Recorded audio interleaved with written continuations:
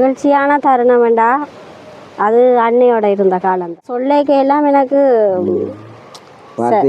வார்த்தை வருது இல்லை. அவர் நினைச்சா ஏன் இப்படி நடந்தான்னு தெரியல. ஆனால் இப்போ சரியான ஒரு வேதனை தானே. அவர் அன்னைய பார்த்த உடனே அப்படி இருக்கும்போது 3-4 தடவை சந்திச்சிருக்கிறார்.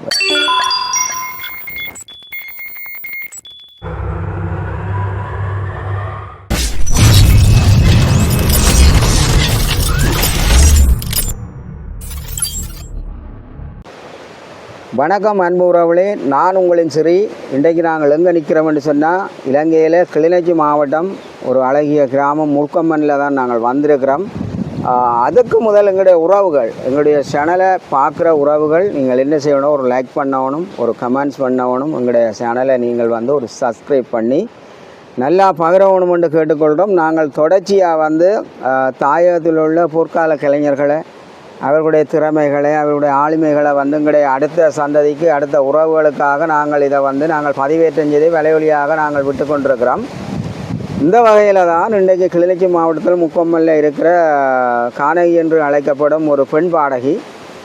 இந்த பாடகியை யாரும் அறியாமல் இருக்காத ஒரு காலங்களில் நிறையவே அறிந்து அவருடைய பாடல்களை பல ஆயிரக்கணக்கான ரசிகர்கள் உச்சரித்தது உண்டு. அந்த வகையில் நாங்கள் இன்றைக்கு ஒரு நேர்காணல் ஒன்றை நாங்கள் காணுறதுக்கு, அதாவது ஒரு பதிவேற்றம் ஒன்றை செய்து அவாவுடைய வாழ்வியல் வரலாற்றில், அவருடைய வாழ்க்கையில், அவருடைய அந்த கலைப்பயணங்கள் சார்ந்த ஒரு வரலாற்று நீதியான ஒரு பதிவு ஒன்றை நாங்கள் கொண்டு வர போகிறோம். அந்த வகையில் தான் இன்றைக்கு நாங்கள் இந்த முல்கொம்மலில் வந்திருக்கிறோம். அதே நேரத்தில் அவருடைய பேர் ராதிகா, கானகி என்று அழைக்கப்படும். அதுக்கான பேர்கள் அந்த ஏன் வந்ததுன்றெல்லாம் நாங்கள் பேச போகிறோம். இந்த வகையிலே உறவுகளே, நீண்ட நாட்களாக எங்களுடைய உறவுகள் எல்லாரும் பலர் கேட்டு இருந்தோம். அதே மாதிரி ஒரு விடயத்தை ஞாபகம் பண்ணி போட்டு நான் அங்கே பதிவுக்கு போக போகிறேன். தமிழ்நாட்டில்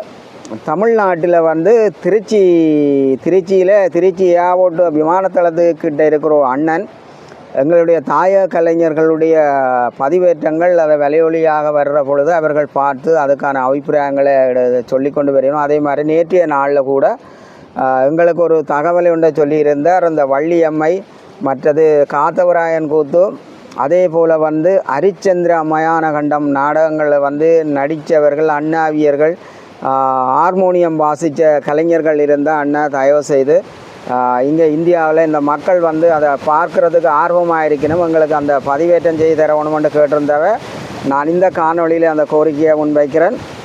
அப்படி இருக்கிற உறவுகள் எங்களுடைய தொலைபேசி இலக்கம் எங்களுடைய காணொலியிலே இணைக்கப்பட்டிருக்கு. நீங்கள் எங்களோட தொடர்பு கொள்ள முடியும் என்று கேட்டுக்கொண்டு நாங்கள் கானகிட்ட செல்வோம். வணக்கம் கானகி. வணக்கம். உலகெங்கும் பார்த்து கொண்டிருக்கிற அத்தனை உறவுகளுக்காக நாங்கள் ஒரு வணக்கம் சொல்லுவோம். வணக்கம். இந்த நேரத்தில் நாங்கள் இன்றைக்கு எங்களுடைய உறவுகளுக்கு கடந்த சில பதிவுகள் நாங்கள் தொடர்ந்து செய்து கொண்டு வாரம். எப்படி என்று சொன்னால், தாயக கலைஞர்கள், அவர்களுடைய அனுபவங்கள், அவர்களுடைய கலைப்பயணங்கள் சார்ந்து வந்தது. அதே மாதிரி ஒரு பெண் பாடகி, அவர்கிட்ட நாங்கள் கேட்டோம். அதுக்கு முதல் நாங்கள் எந்த இடம், எந்த ஊர், திருமணமானவரா ஆகவில்லையா என்றது எல்லாத்தையும் கேட்போம். அவாவுடைய வாயாலே நாங்கள் கேட்போம். உறவுகளே, நீங்கள் உங்களுடைய பெயர்கள், உங்களோட ஊர், உங்களுக்கு திருமணமானது, அப்படியே படிப்படியாக உங்களோட வரலாறுகள், படித்தது, எப்படி இந்த கலைப்பயணங்கள். இப்போ முதல் உங்களை யாருன்னு சொல்லி நாங்கள் ஒரு அறிமுகத்தை கொடுப்போம். என் பேர் செந்தூரன் ராதிகா. கொஞ்சம் சத்தமாக பேசுங்க, பயப்படாமல். செந்தூரன் ராதிகா. மற்றது எனக்கு ஒரு இயக்க பேர் கானகி. நான் முன்னைய நாள் போராளியாக இருந்தேன். முன்னாள் போராளி. நான் கலைப்பண்பாட்டு கழகத்தில் இருந்தேன். மகேஷ் அக்காவோட இருந்தது. பிறகு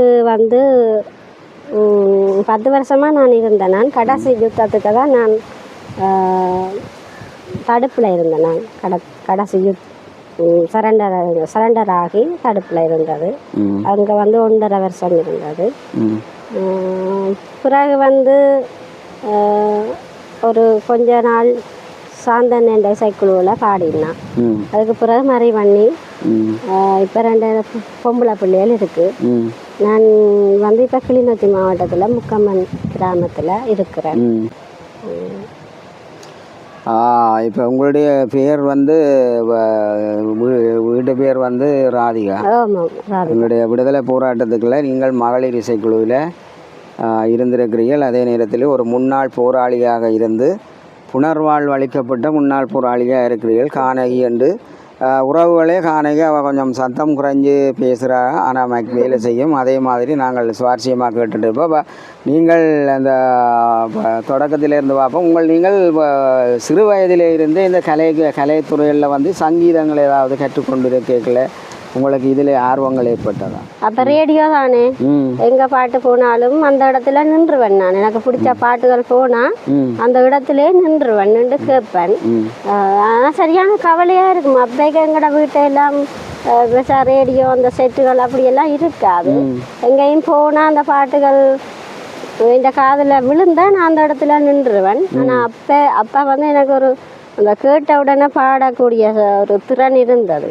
உடனே அடுத்த நாள் அந்த பாட்டை நான் பாடினா தான் எனக்கு அது மனசுக்கு ஒரு திருப்தியாக இருக்கும். அதில் எனக்கு சரியான ஒரு இன்ட்ரெஸ்ட். திலீவனாண்ட ஒரு வீதி நாடகம் மாதிரி செய்தவையல், அதில் வந்து திலீவனாண்ட பாட்டை பாடிட்டு தான் மேடையில் விட்டு இறங்கி நான் இயக்கத்துக்கு போயினேன். அதுக்கு பிறகு நான் தடுப்பில் அங்கே எங்கட ட்ரைனிங் பேஸுக்கு போன பிறகு அங்கே எங்கள் இடத்துல இருந்தும் புள்ளியல் வந்தபடியாக அவர்களுக்கு தெரியும் நான் பாடுவேன்ட்டு. அப்போ என்னையை தான் அங்கேயே பாட விடுறது. எல்லா ப்ரோக்ராமுக்கும் என்னைய பாட கூப்பிடுவீங்க. அப்படியே எனக்கு அங்கே வைக்கப்பட்ட பேர் தான் கானகி. என்னண்டா சரியான விருப்பம் எல்லாருக்கும். நல்லா அன்பாக பழகுவினம். பிறகு நான் பிறகு பயிற்சி எடுத்த பிறகு சோதியா பழனியில் தான் இருந்தது, அக்காவோட இருந்தேன் நான். அப்போ நான் போய் ஒரு மாசத்தால காயப்பட்டேன். காயத்துக்கு பிறகு பூனாரி சண்டையில் காயப்பட்டது. அதுக்கு பிறகு வந்து கை எனக்கு இயலாதபடியா என்னை வந்து துக்காக்கா மந்திவெல்ல, அப்போ புதுக்குடியிருப்பு மந்திவெல்ல எஸ்பி அண்ணாண்ட இசைக்குழுவில் என்ன சேர்த்து விட்டவர். அங்கே படிப்பிக்கத்தான் படித்து கொண்டிருந்தோம். நாங்கள் நித்தமும் பேஸில் இருந்து தான் போய் வருவோம், படித்து கொண்டிருந்தோம் நாங்கள். அப்போ பாடகி தவமலர் அக்கா தான் என்னையா எனக்கு இந்த மியூசிக்குகள் எல்லாம் சொல்லி தந்தவா. அப்போ ஒரு நாள் வந்து ஒரு சின்ன பிள்ளைன்ற குரல் வேணும், செஞ்சோள ஒரு அன்னபூவி அம்மாண்ட பாட்டு பாடு கேட்ட பொழுது, எஸ்பி அண்ணா கேட்ட பொழுது துக்கா காண்ட இடத்துல இருந்து வர கானகி நல்லா பாடுவா. நான் அவாவுக்கு இந்த பாட்டை கொடுப்போம். அவ தான் எனக்கு இந்த பாட்டை சொல்லி தந்து. அப்போ வந்து கணனிகள் ஒன்றும் இல்லை, நேரடியாக தான் இன்ஸ்ட்ருமெண்ட்ஸ் வாசித்தது. நான் பங்கர் கண்ணு தான் பாடினது. எங்கள் நாட்டு தமிழர்கள் என்று ஒரு பாட்டு உண்டு, நான் பாடினது. அந்த முதலாவது பாடல். இந்த பாடல் ஞாபகம் இருக்கா? எல்லாம் மறந்துட்டேன். ஒரு சில வரிகளோட உறவுகளுக்கு கானகியோட தாய விடுதலையினுடைய காலத்தில் முதலாவது பாடலாக வந்து முதல் அறிமுகமாகிற அந்த பாடல் மூலம் அந்த பாடலை நாங்கள் எங்களோட உறவுகளுக்கு எங்களோட இதில் விடுவோம். எங்கள் நாட்டு தமிழர்களே கொஞ்சம் இல்லுங்க, அன்பு தியாக தீபம் பூபதையின் தியாகம் கேளுங்க.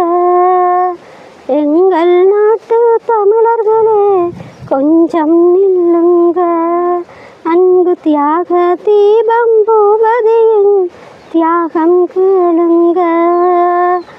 அமைதி காக்க வந்தவங்க அழிமதி செய்தாங்க, அமைதி காக்க வந்தவங்க அழிமதி செய்தாங்க.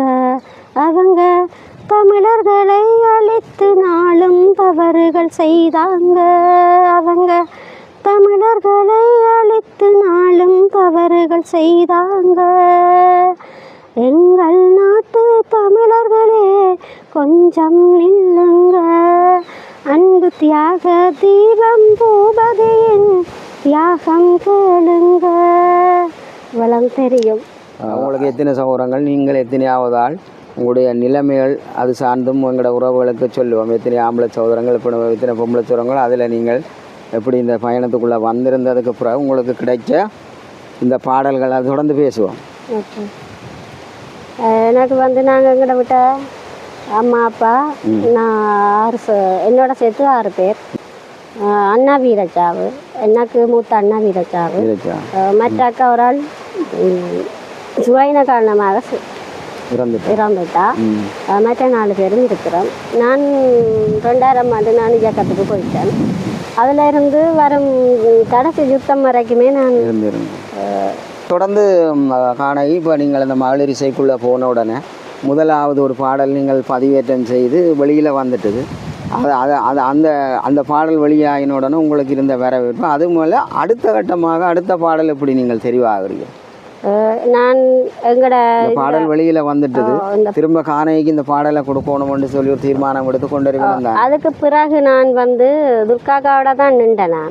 பிறகு எங்களோட ஒட்டுமொத்த இசை இயக்கத்தில் ஒட்டுமொத்த படையணியிலும் இருந்து பாடக்கூடிய தெரிவு செய்தது மகேஷ் அக்காண்ட இடத்துல.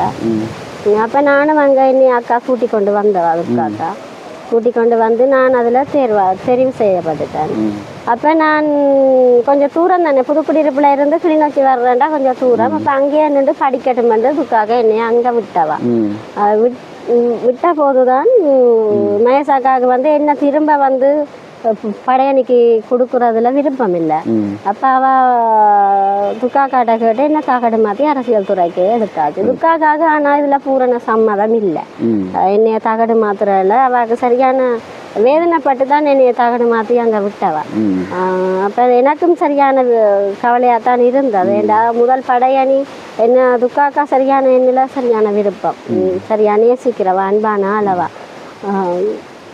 இப்போ பிறகு நான் மகேஷாக்காவோட வந்த பிறகு மகளிர் இசைக்குழு அரங்கேற்றம் செய்தது. அப்போ செய்தது அந்த அரங்கேற்றம் வந்து அன்னைக்கு முன்னுக்கு தான் நடந்தது. தேசிய தலைவர் அண்ணாக்கு முன்னுக்கு தான் நடந்தது. மணலாறுல அன்பு கட்டவட் அந்த அந்த அப்படி ஒரு இடம், அதுக்கு பேர். அங்கே வச்சு தான் எங்களோட இசைக்குழு அரங்கேற்றம் எல்லா பழையணிக்காரரும் இருந்தவை, அண்ணாவும் வந்திருந்தவை. அப்போ அதில் வந்து என்னால் பாட இல்லாமல் போயிட்டுது. என்னடா எனக்கு ஒரு வருத்தம் கொண்டு இருந்தது, வயிற்று குத்து மாதிரி வந்து எனக்கு அன்று நான் அதில் பாடையில்.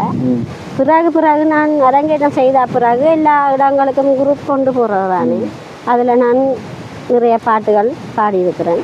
பிறகு வந்து என் முதல் பாட்டு வந்து எங்கள் நாட்டு தமிழர்களே தான். அடுத்த பாட்டு வந்து மலர் மாலை சூடு. மலர் மாலை சூடுன்ற பாடல், அந்த பாடலே நாங்கள் உங்களோட குரல் மூலம் வந்து எங்களுடைய உறவுகளை கொண்டு வரோம். மலர் மாலை சூடி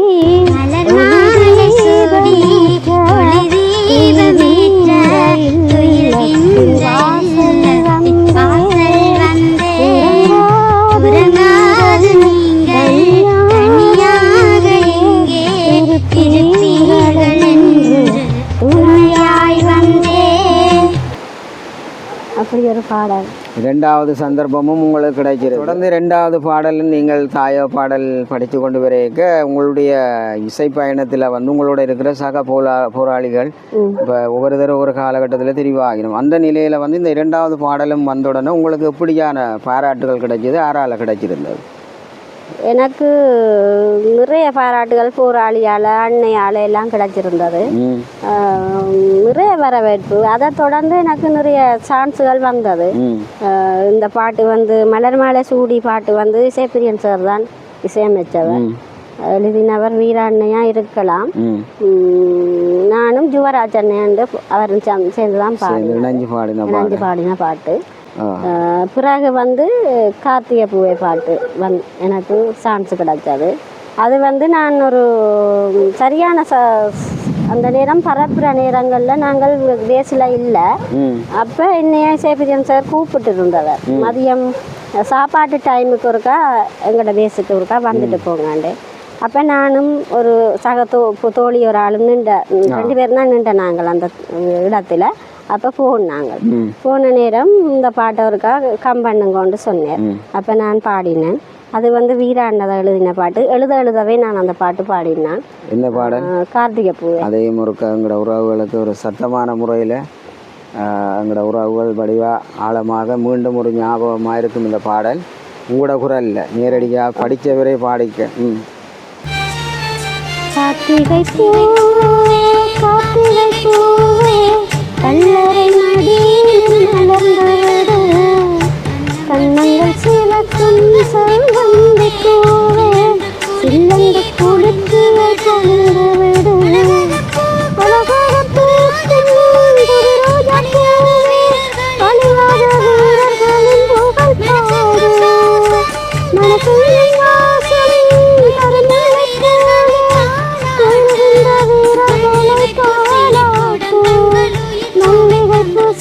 கூடன் கொண்ட நோய் பூவை தந்த வீரருக்கு எந்த பூவே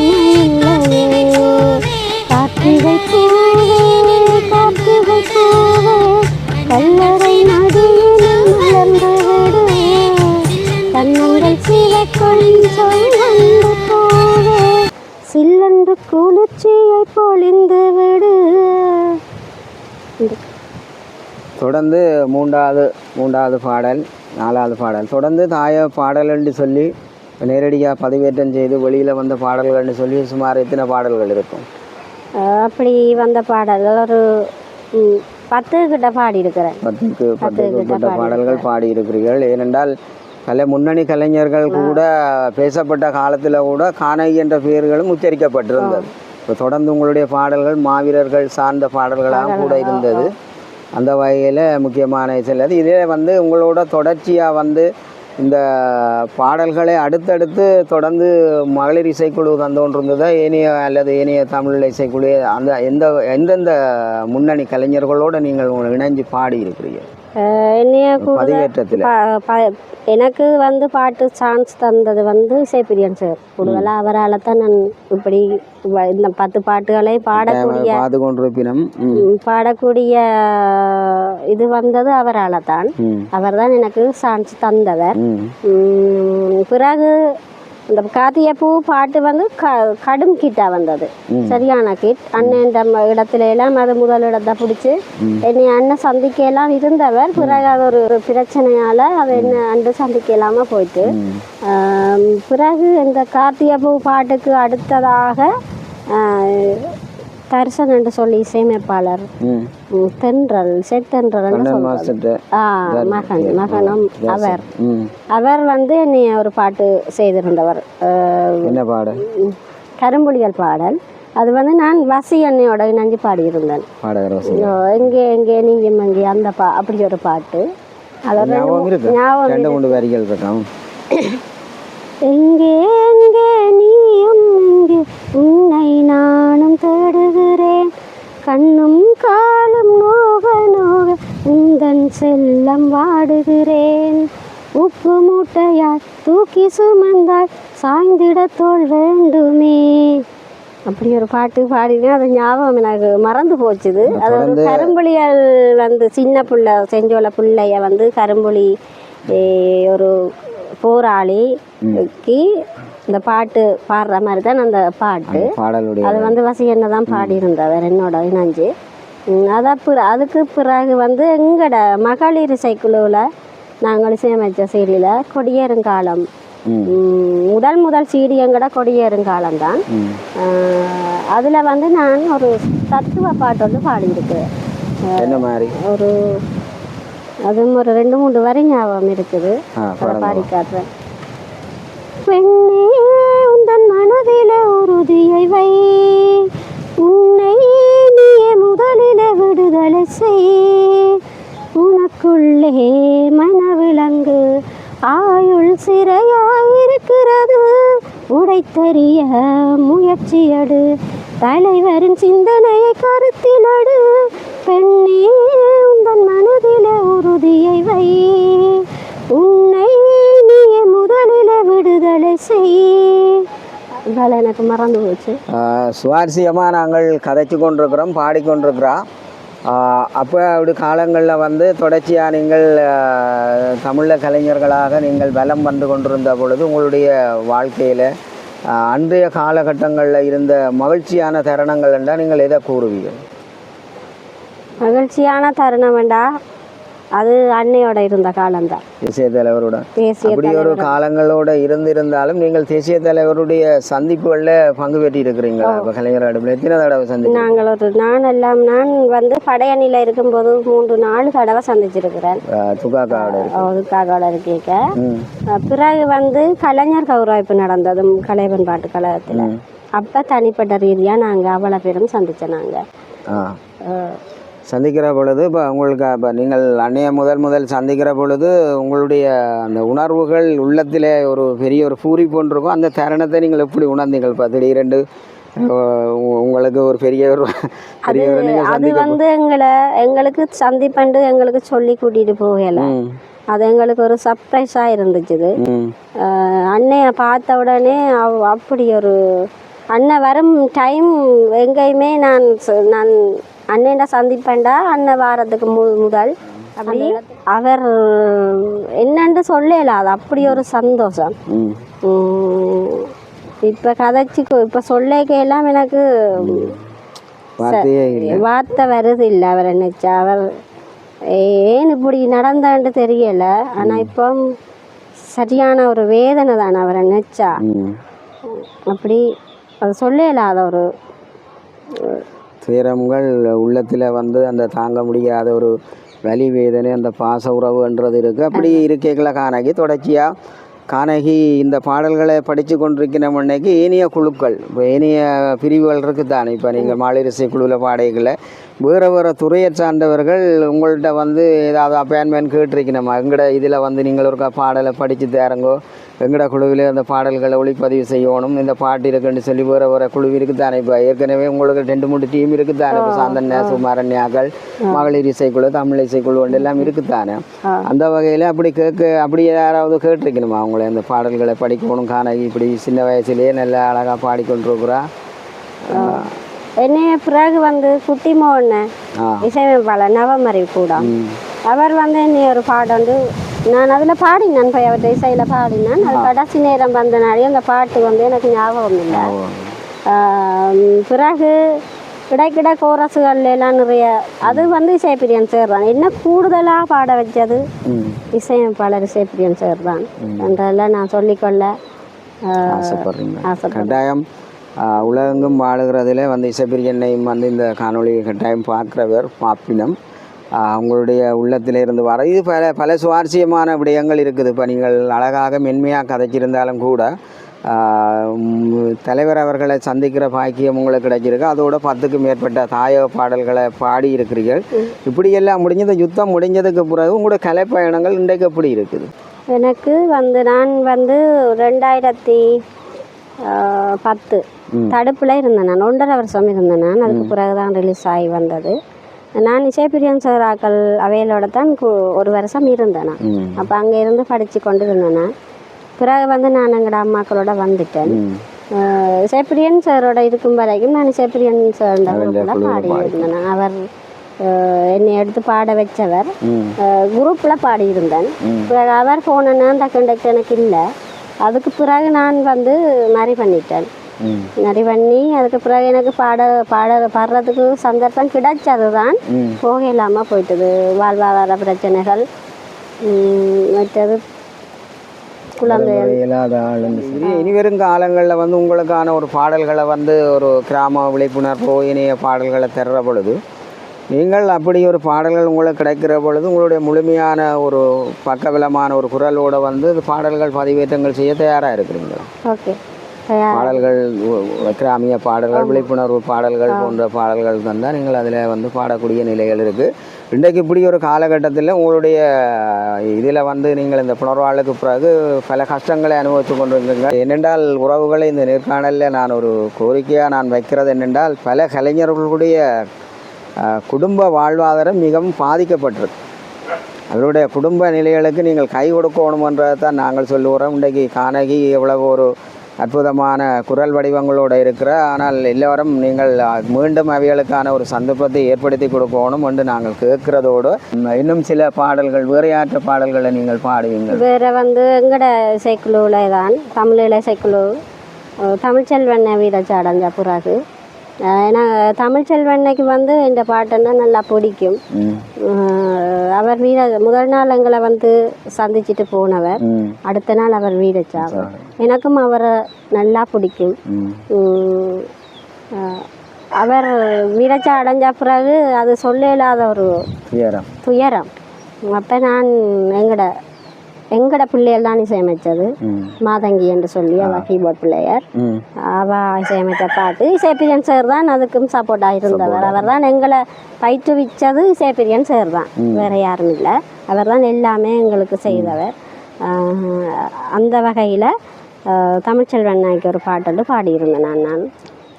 அது ஒரு 2-3 வரி எனக்கு தெரியும், அதை பாடி காட்டுறேன். மிச்சம் மறந்து போனேன். தமிழ்ச்செல்வன் அண்ணா எங்களின் தாய்தானே தமிழ்ச்செல்வன் அண்ணா, எங்களின் தாய்தானே ஓயாமல் எங்கே உறவாடி நின்றீரே ஒரு நாளில் எங்கும். மறந்து போச்சு அந்த பாட்டு, நிறைய காலமாச்சு, 16 ஆண்டுகள் காலமாச்சு. அது நெட்டிலையும் இல்லை அந்த பாட்டு, இப்போ நான் தேடிக்கொண்டு இருக்கிறேன். இப்படி ஒரு காலகட்டத்தில் எங்களுடைய கானகி இதில் வந்து ஒரு பக்கம் சுவாரஸ்யம் இருந்தாலும் இருதயங்களை வருடக்கூடிய மாதிரியான பதிவுகளும் இருக்குது. தமிழ்ச்செல்வன் என்று சொல்கிற அந்த ஞாபகங்கள் எங்களையும் ஒரு கணம் திரும்பி பார்க்கத்தான் செய்கிறது. முதல் நாள் சந்தித்தவர் அடுத்த நாள் வீரச்சாவடைகிற ஒரு துப்பாக்கிய நிலை. அதுக்காக பாடப்பட்ட பாடல் இந்த பாடல்.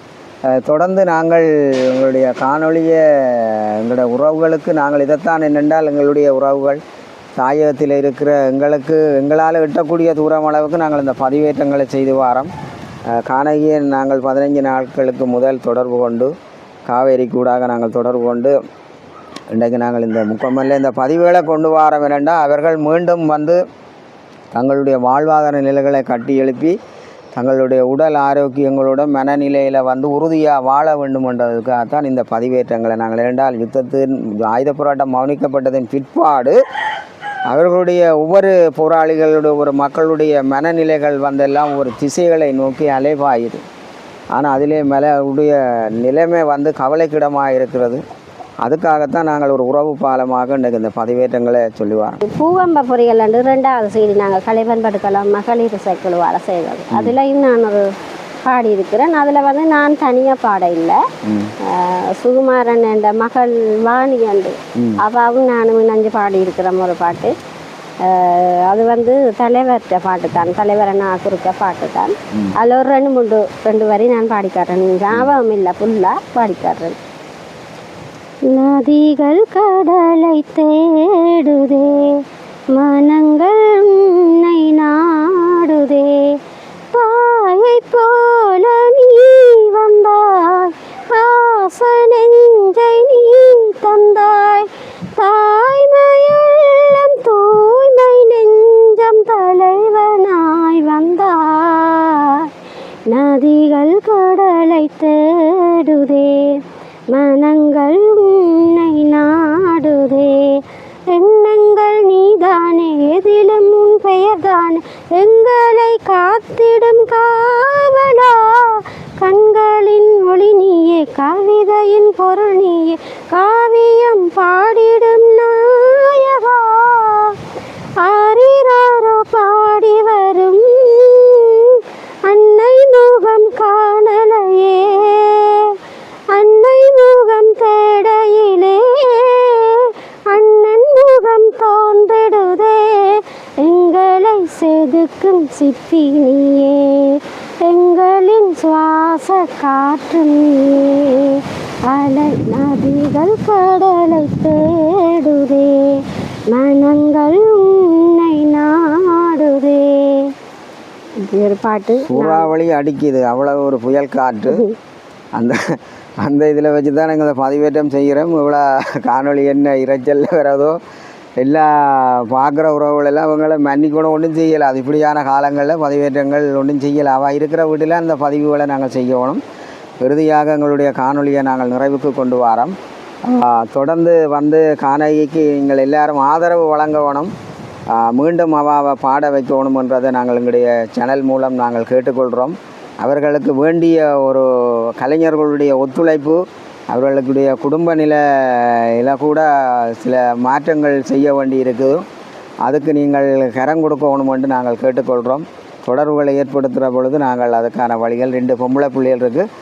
இறுதியாக வந்து நான் கேட்க மறந்துட்டேன், உங்களுடைய பிள்ளைகளுக்கு எத்தனை வயசு? ஒரு ஆளுக்கு 10 வயசு, மூத்தவா 7ஆம் ஆண்டு படிக்கிறா. ஜனவரி பிறந்ததால் அவள் இப்போ 7ஆம் ஆண்டு படிக்கிறா. மற்றவா 4 வயசு நர்சரி போகிறா. மூத்தவா நல்லா பாடுவா. பாடல் கற்றுக் கொடுக்குறீங்களா? அவாக்கு நான் சொல்லி கொடுக்குறேன்ல, ஃபோனுகளை பார்த்து பாடுவா. சின்னவாவும் நிச்சயமா நாங்கள் இப்போ இதில் இருந்திருந்தால் அவளுடைய குரல் பதிவுகளை நாங்கள் ஏற்றம் செய்து நாங்கள் வெளியில் கொண்டு வர பொழுது தமிழில் கூட எங்களுடைய பிள்ளைகள் வந்து போகக்கூடிய வாய்ப்புகள் இருக்குது. அதே போல் எங்களோட வடகிழக்கு தாயகங்களில் வந்து தமிழ் மாதிரி ஒரு கல்லூரியில் திறந்து இங்கேயும் வந்து இங்குள்ள பிள்ளைகளுக்கு ஒரு சந்தர்ப்பத்தை ஏற்றி கொடுக்க புலம்பெயர் உறவுகளாக இருக்கிற கலைஞர்கள் முன்வர வேண்டும். தாயகத்தில் நிறைய திறமை வாய்ந்த பிள்ளைகள் வளர்ந்து கொண்டு வருதான், அவைக்கான ஒரு இடம் இல்லை, ஒரு தரிப்பிடம் இல்லை. ஆகவே அவர்களை வளர்த்தெடுத்து விட வேண்டிய ஒருவருடைய கடமையமாக இருக்குது. இன்றைக்கு இங்கே நிகழ்வுகள் என்றால் தென்னிந்தியாவிலேருந்து வரவழைக்கப்பட்டு கூடுதலான நிகழ்வுகள் நடைபெறுகிறது. அதே மாதிரி டேலண்டில் பாடக்கூடிய உறவுகள் ஏனென்றால் இப்போ நீங்கள் கானகியை பார்த்தா தெரியும், கானகி எப்படிப்பான பாடல்கள் படிச்சிருக்கிறான்றது. இறுதியாக எங்களுடைய காணொளிக்கு ஆதரவு வழங்கி கொண்டிருக்கிற அத்தனை உறவுகளும் புலம்பெயர் உறவுகள், உலகெங்கும் பார்த்து கொண்டிருக்கிற உறவுகள், தமிழ்நாட்டில் இருந்து கூட எங்களுடைய கலைஞர்களுடைய விடயங்களை பார்த்து நேரடியாக என்னுடைய தொலைபேசி மூலம் பாராட்டுகளை தெரிவித்து வர அத்தனை உறவுகளுக்கும் மீண்டும் ஒரு பதில் காணொளி மூலம் சந்திக்கும் வரை உங்களிடமிருந்து விடைபெற்றுக் கொள்கிறேன். உங்கள் அன்பின் ஸ்ரீ. நன்றி, வணக்கம். நன்றி, வணக்கம்.